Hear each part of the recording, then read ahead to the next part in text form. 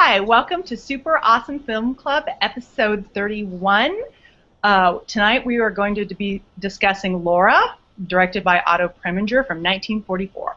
My name is Adelaide Blair. I will be your host tonight, and our panel is our usual lineup of suspects.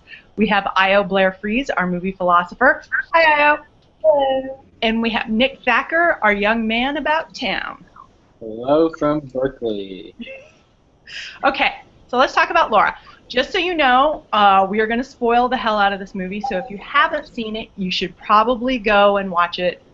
It is a great movie, and you won't regret your decision, but if you're at all sensitive to spoilers, you should go away now. Although we love you, come back. Okay, so Laura is about a murder. A woman has been killed in her apartment, and Mark McPherson, played by Dana Andrews, is the investigating police officer.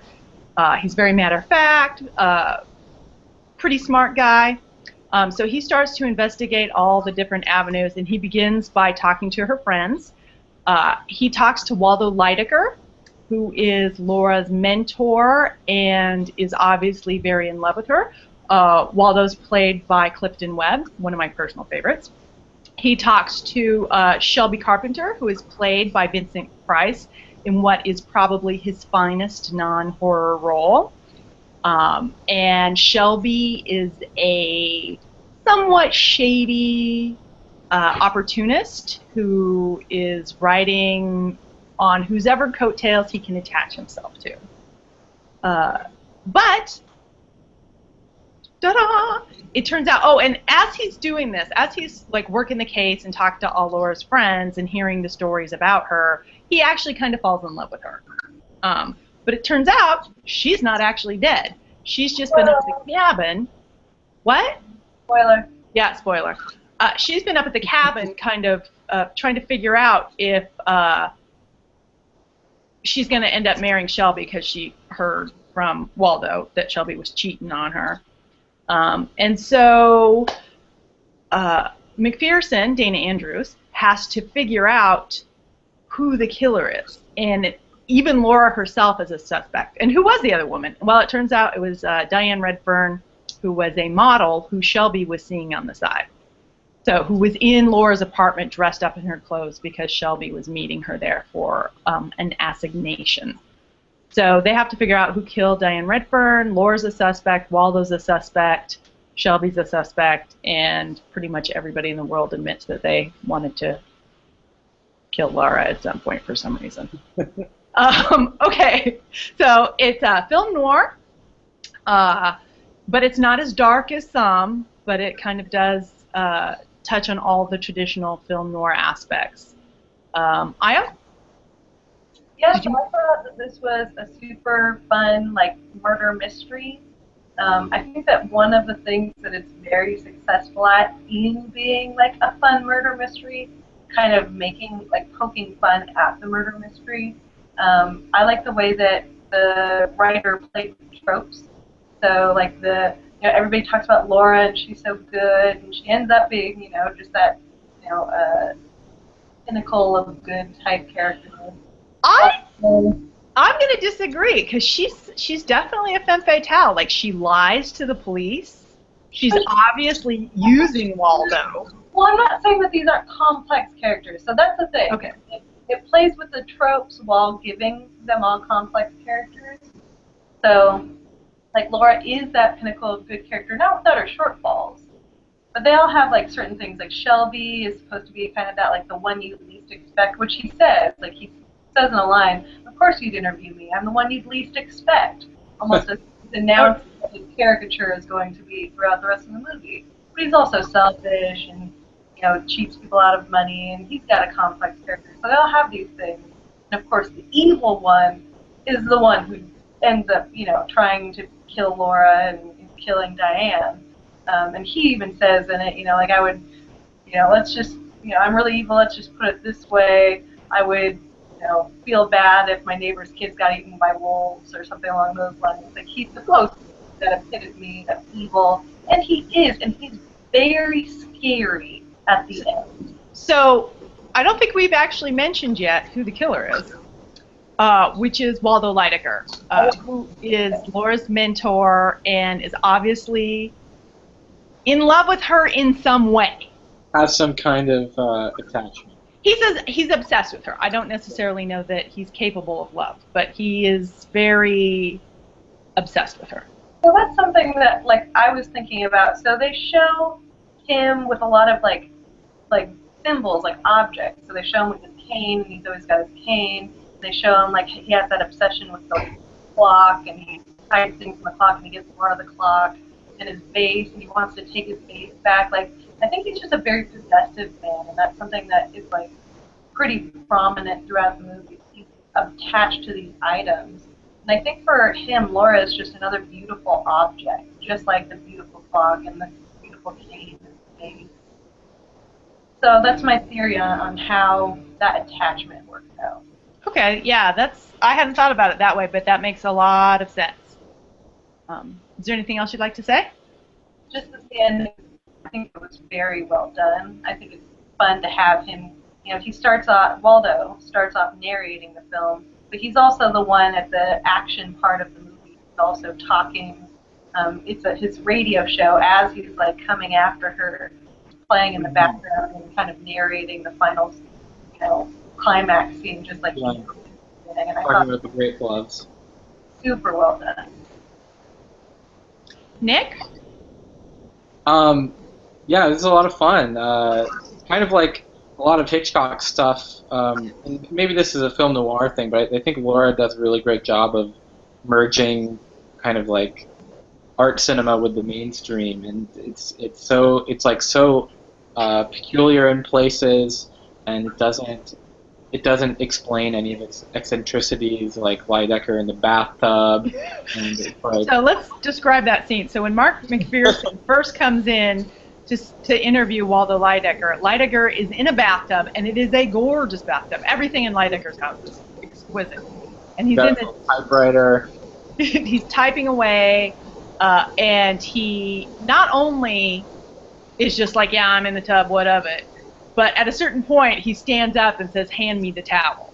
And McPherson just kind of nonchalantly hands it to him with a little bit of a smirk on his face. Yeah, and they don't, Lydecker certainly has his eccentricities, but I don't know, that was just dropped in there.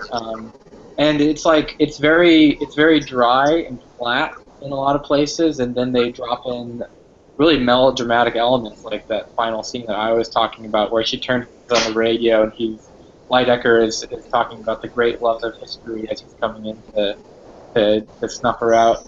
But I think we're going to talk a lot about Lydecker, but I want to talk about Shelby for a little bit.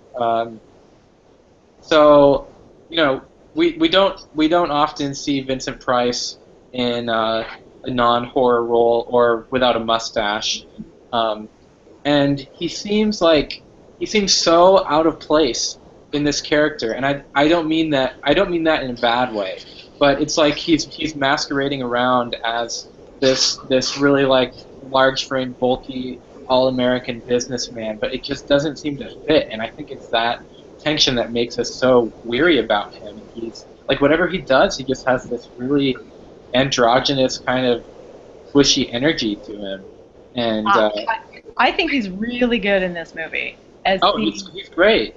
So slimy, but without any, he doesn't even have to do anything, he's just, but he's not it's great because he plays this character who's a total opportunist, but he's not a killer, and he's not a bad person. He's just out to get whatever he wants, I think. Yeah, and we're gonna talk about Lydecker being kind of swishy himself, but Vincent Price's character kind of made my celluloid closet radar go off too. Yeah, I could see. He's he's a little suspect as far as his heterosexuality, and that makes sense because you bet if he thought Waldo would respond, there's no doubt in my mind that he would have gone after whomever was going to give him whatever he wanted. And and not in a mean way. Like, that's the thing about Shelby, is he's not a mean person. He's just looking out for Shelby. Yeah, right. He puts himself first. And also, I just want to say, it's kind of funny how even though Diane Redfern dies of a shotgun blast to the face, and she's probably very disfigured, it's still really funny that nobody they just mistook her for Laura. It's it's the 1940s. All women are exactly the same. So, well, they are. A mistake. If you're in love with a woman and you're holding a gun to her face, how can you not notice that it's not the woman you're looking for? That's a plot hole for me. That's a legitimate plot hole. Oh, so there are plot holes in this. I think a movie is so entertaining that it doesn't matter. Yeah, I don't care. Yeah. Do you have anything else, Nick? I'm just saying it doesn't pass the Bechdel test, but that's not a... Wait, no, they talk to Bessie. Bessie and her talk about, coffee and shit. Bessie is sketchy. Bessie is sketchy. I love that line where she's like, I was taught to spit on a cop whenever I saw one. Oh, Bessie's just crazy. Yeah, but she and Bessie talk about something besides the dude. So, I'm just saying. Yeah.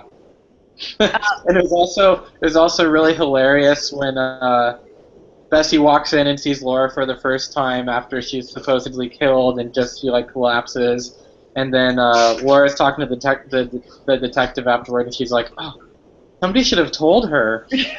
Oh, and like that. in case we didn't mention, Bessie is Laura's maid. Right, she's the help. The help. Yeah. So I love this movie. I love that Laura is, on the surface, this idealized character, but she's she lies. She knows exactly what Shelby is. She's obviously using Waldo to further her career because he's an important writer. She's willing to give him some of what he wants. It's not just a one-sided deal. I mean, she's a beautiful object that he values. But, when she comes up to him in the restaurant and he's really nasty to her, the whole time I was like, he's totally justified. She comes up to him in a restaurant before she knows him to get him to endorse a pen for her because she's an ad person. And he's just he's really, really nasty to her. But to some extent, he's justified because she's totally imposing on him and then makes him feel guilty for not taking her as seriously as she'd like to be taken, which when somebody comes up to you that you don't know, why should you? But maybe I hate it when people talk to me when I'm eating. I don't know. I like so usually film noirs take place in somewhat degraded circumstances. Everything's dark and grimy and it's on the streets. But everything in this film is sort of in this upper class, rarefied, intellectual existence. And McPherson as the detective is sort of the outsider in the sense that he's like a regular guy. And I think part of Laura's allure to him is not just that she's beautiful and interesting, but that she comes from this existence that, everything's so beautiful. And I think that's her appeal to him, because I don't think it's physical. Because I think that once they get in the same room, there's no chemistry. When they have their first kiss, it is what? What is that about? I mean, it's just nothing. There's no chemistry between the two of them once he figures out that she's not dead. So I think their relationship is doomed. A fake relationship in one. Pardon? A fake relationship in one movie. Yeah, whatever. And then, so there's an interesting way to read this movie that is kind of an interesting way to look at it, is that there's a scene where he falls asleep and then he wakes up when Laura comes into the room, and he had been under the assumption that she was dead. And just the sort of way, they don't do like, you know, like going into a dream world, but there's a little hitch, or there's something in that scene that always makes me feel like the rest of the movie is a dream, like could be a dream, and that Laura is really dead. And there were several endings to this movie that were done before that have nothing to do with what I just said. So, but it's always interesting to me, like every once in a while I'll watch the movie that way, just under the assumption that when he wakes up everything else is a dream. And it still works, but you know, it's not as satisfying when Waldo gets his comeuppance. Okay, so let's talk about Waldo Lydecker and the fact that he is obviously gay. Now, Clifton Webb was gay, and that was a known Hollywood secret, if you will. He was pretty openly gay in Hollywood, and of course nobody was openly gay outside of Hollywood, for the most part. But he is very much coded gay. He's fussy, he's effete, he has really good taste. And he's not really portrayed as a viable option for Laura. He's so much older. So let's talk about that. Nick? Yeah, I mean, I think that he wants to kill Laura not because he's worried that somebody else is going to have her. I think it's just because he can't live with himself knowing that he could never, like, fulfill his... he could never, like, fulfill any sort of physical relationship with her himself, having nothing to do with her. It's like she's just this perfect, infallible object that he knows, like, he should be into or something, but he can't muster up the desire, the physical desire that he feels he should be able to in a perfect world. And I think that's what makes him so angsty and take out a shotgun. Yeah. And also, okay, can we talk about the pinky rings? I know that they didn't really become a symbol until like the 50s and 60s, a code. But I think before that they were mostly just a symbol, symbolized like being a bachelor. But it definitely caught my eye. And also, Vincent Price is totally gay too. So, and he has pinky rings. Just saying. Oh, Vincent Price is totally gay, or Vincent Price's character is totally gay? Character. Okay, because I think there were rumors about Vincent Price, but I also about him being bisexual, but nothing has been substantiated. And since Vincent Price is my boyfriend, keep away. What do you have against bi people, Heidi? No, he can be bi, but he can't be gay. Okay. Because in my mind, we are married and we have a healthy sex life, and I'm sure it'd be quite interesting. yeah, I'm sure. I mean, from what I know, he's a really nice man and a good cook, and that's really all I need. Yeah.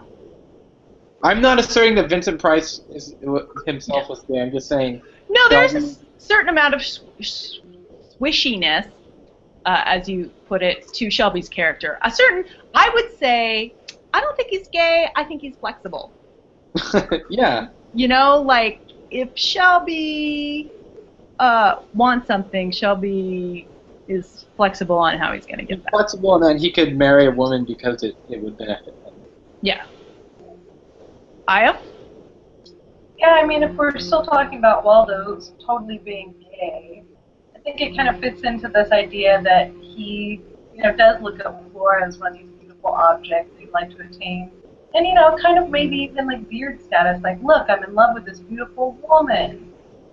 And stay with only me forever. And of course she doesn't want to stay with me. There's no relationship there. Honey, you're dropping out. Oh, well, yeah, I think that Waldo, Laura is an object. Okay. So is there anything that anybody would like to say before we wrap up this movie? I guess not. The maid did it. Yeah, the maid's weird. She's awesome. So a lot of people are obsessed with Laura in this movie. The maid's obsessed with her. Shelby's obsessed with her. Waldo's obsessed with her. Mark McPherson is obsessed with her. And her aunt is also obsessed with her because her aunt is in love with Shelby, and Shelby is just like, well, I'm going wherever the money is. And the aunt basically told Laura, well, I didn't try to kill you, but I thought about it. Like Laura's this person that everyone wants to mourn and like completely throw themselves into depression, like mourning over her. But when she comes back, it's just complete disappointment for everyone. Yeah, she's and that's what's interesting about this movie is if you're just watching it on the surface, Laura is not. She seems to be this, very good character. Like I brought up, she seems on the surface to be like this object to be desired, and she's nice, and she's good at her job. But she's got a lot of dark undertones that I think the movie does a really good job of not dealing with directly. And it's a lot easier. It's a lot easier to idealize somebody in death than it is in life. Yeah, once she comes back, it's everybody sort of has to take stock about the fact that it's harder, I think, to have her around than not to have her around. And I think she and McPherson will be very unhappy together. And if she's dead, gay Shelby has an excuse not to get married for a while. It all works out. Yeah. I think that's a terrible taste in men. Just like obviously that's one of the character flaws, and she picks like weird cop Mark and weird gay Shelby. She does have bad taste in men. Yeah. She is not, all the men feel a need in her. Like it's not like she loves them for themselves. It feels like they fulfill a need for her, and while they're doing so, they have her attention. But I have the feeling that once this is all over, she's gonna go on to somebody else. Okay, I'd like to thank everybody for showing up, and thank you for watching. Our next episode will be in about 2 weeks, and we are going on for a Gene Tierney double feature with the movie Leave Her to Heaven. Thank you, everybody. Bye. Watch the skies. Guys. Bye.